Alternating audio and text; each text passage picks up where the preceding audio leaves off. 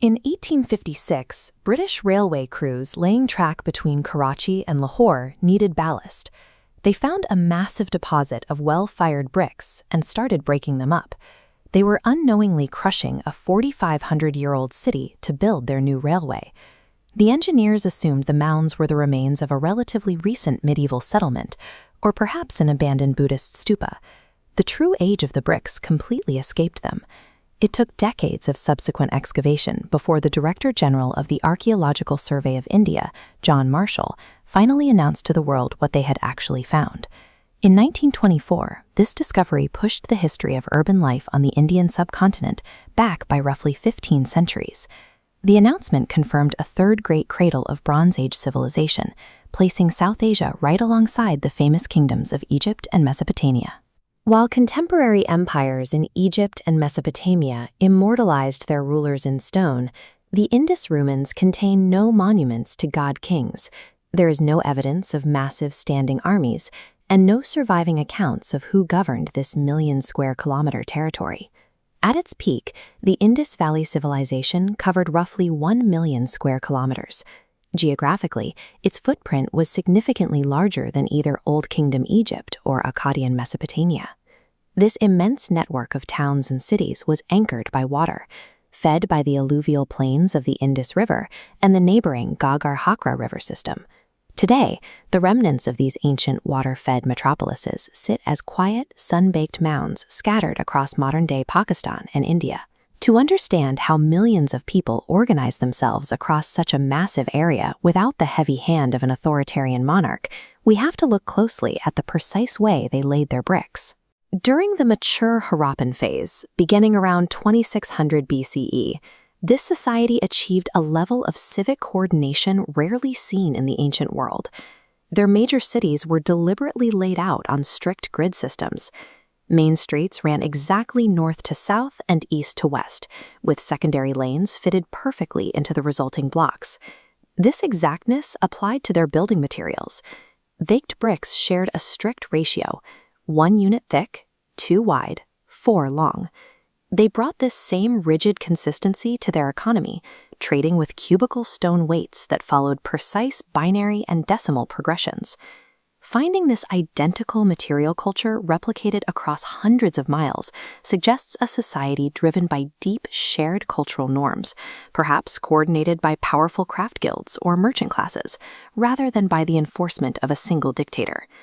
They also mastered their harsh environment through complex hydraulic engineering. At Dholavira, massive stone-cut reservoirs and harvesting systems collected seasonal rainfall to sustain the population. Within the cities, they built pioneering sanitation infrastructure.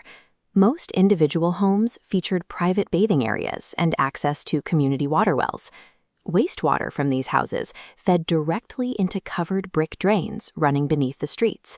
These systems sloped continuously, carrying sewage safely away from residential blocks. They accumulated vast wealth through international trade, exporting goods as far away as Mesopotamia. Yet archaeologists have never found a sprawling royal palace or a monumental temple complex in any of their cities. Even artifacts that hint at high status, like the famous priest-king sculpture, offer few concrete clues. His actual position in the social hierarchy remains unknown. The physical evidence points to a society that prioritized public health and civic order. Their energy went into the unseen engineering below the streets, not into towering structures meant to glorify an individual. Around 1900 BCE, this highly organized urban system began to fracture. Over several centuries, the great grid cities were gradually abandoned.